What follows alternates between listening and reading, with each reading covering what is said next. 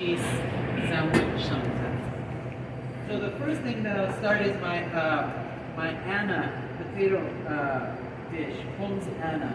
I'm going to use a saute pan, and I'm going to put a little bit of clarified butter on the bottom. By a little bit I mean just enough to coat the bottom of the pan. This one is going to be thinly sliced potatoes that are going to be about a 1/16 of an inch in thickness. Okay. Now, you want to go as thin as you can with your cuts, and you want to get them as uniform as possible. You might see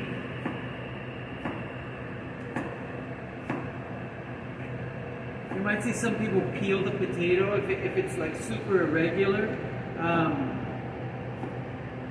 You might see people peel that potato so it's more uniform and cylindrical, but it's not critical. What you do want is to just take your time.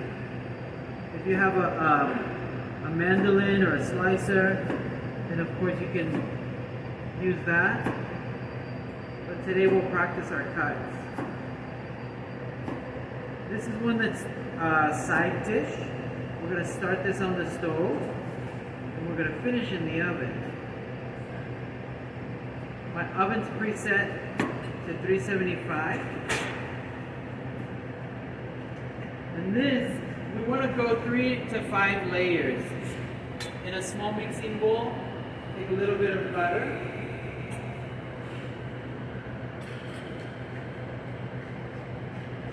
And then put your potato slices in there. Season with salt and pepper. But it's important that you don't wash these slices. We're going to create a shingle pattern flower design with our potatoes, and we want the starch to stick. If we wet these slices right now, they're all going to sort of fall apart. Season with salt. You can do some black pepper. The French would only use white pepper when cooking potatoes, but black pepper is fine. Okay, so coat it in a little bit of butter. Put a little bit of butter in your pan.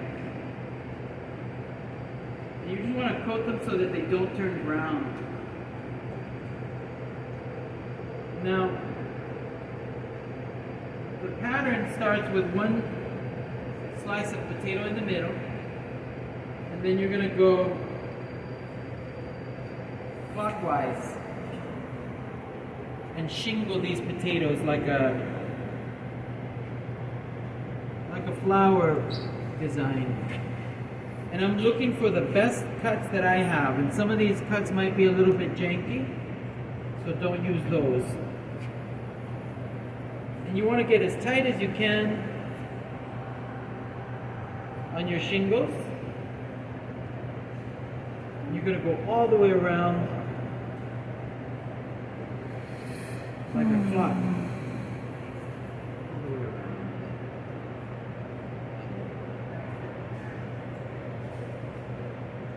Now, on your last slice, okay, you're going to tuck it underneath the first one that you just dropped, just like so.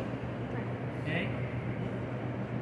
Now, we're going to put one in the middle, and then we're going to repeat the process, but now we're going to go counterclockwise, keeping those shingles really nice and tight. So you don't need a ton of butter, but you need enough butter so that those slices are going to stick together. Slice that. And the same thing, once you get to the last slice, tuck it underneath the first one. Okay? You should have 3 layers, 3 to 5 layers. And then you put one in the center. And then you repeat the process and go clockwise again. So if you only go one direction, you're going to have this spiral staircase. So you go clockwise, and then you go counterclockwise, so you're building these stacks, right? These different levels. Now, the other layers aren't so important that they're like super tight and shingled, but the first layer is the most important because that's what you're gonna see when you present it. You're gonna flip this over like a waffle, and that first layer that we created is what the guest is gonna see, and that's gonna be facing up. And if we did it right, then it should look like a really nice uniform golden brown. And then the other shingles are just kind of, I put them up towards the top because we're gonna cover this up and it's gonna steam in the oven for a moment, and all of those little petals will sort of collapse and ideally give you a couple of layers that you'll be able to see. So that is that so far. That's where we're at. Okay? Questions on that? Next, we're gonna make a lid, a paper lid, what we call a cartouche. Cartouche? Cartouche. Oh, cartouche. So in baking, you'll see maybe different cutouts that you're gonna make for your cakes, for example, right? Take a piece of parchment paper, cut that in half.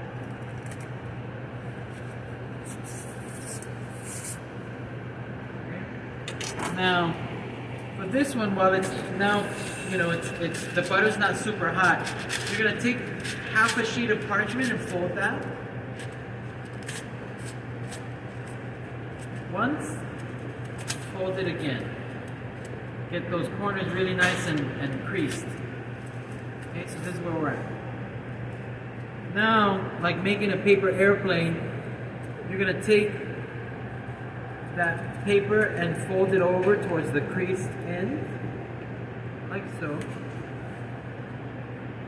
And then do that one more time. And I'll do this again at your stations as a review. But this, you can now take and get the area of whatever pen you want. Take the point to the center, and right at the edge, you're gonna snip that. I got scissors in my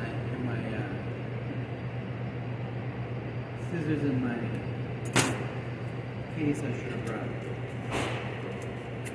Okay, snip that. Now you have this little paper lid.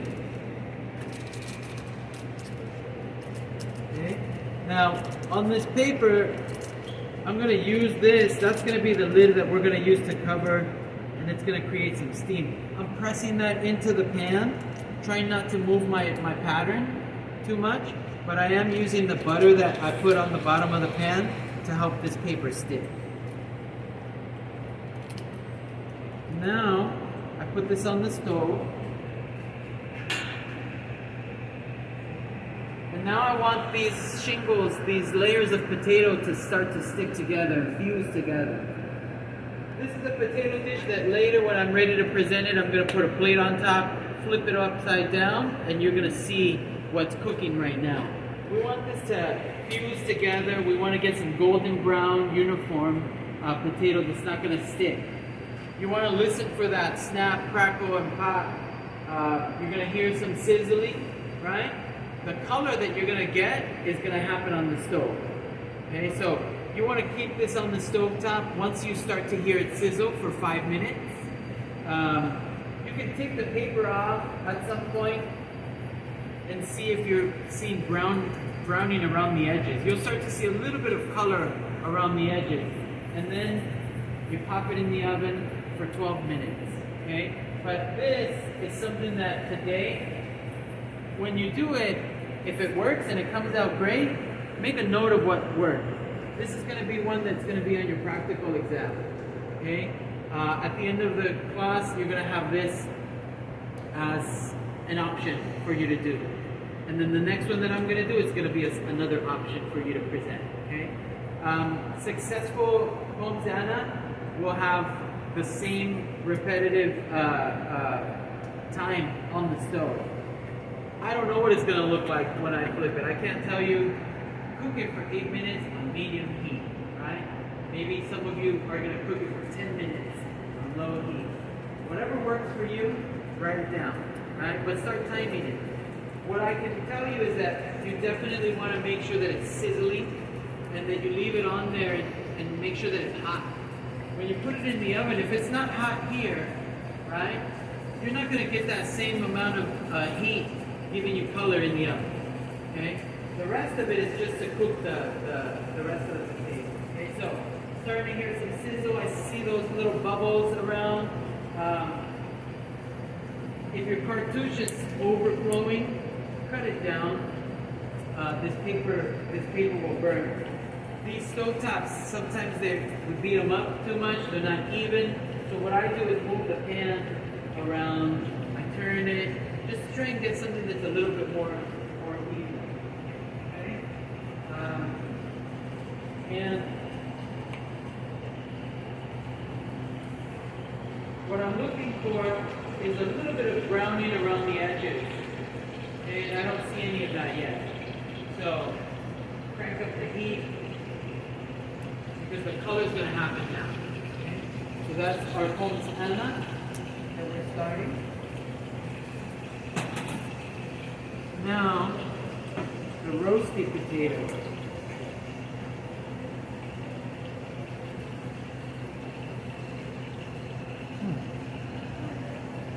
This is really nice.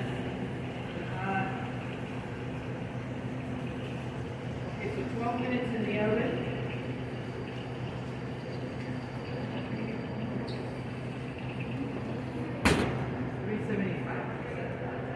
Put on the top of that. What did you put on the top? Put the paper back I'll put the paper lid back on. The paper lid? Yeah. Oh. Now, ultimately, that's something that I have to show you, but you can put a lid that we have here on the side. Oh. It's the same thing. Yeah. But at some point, you'll learn how to make a cartouche somewhere down the line. But in any case, let's make roasty. So this one, again, this one's an Austrian potato dish that is served on the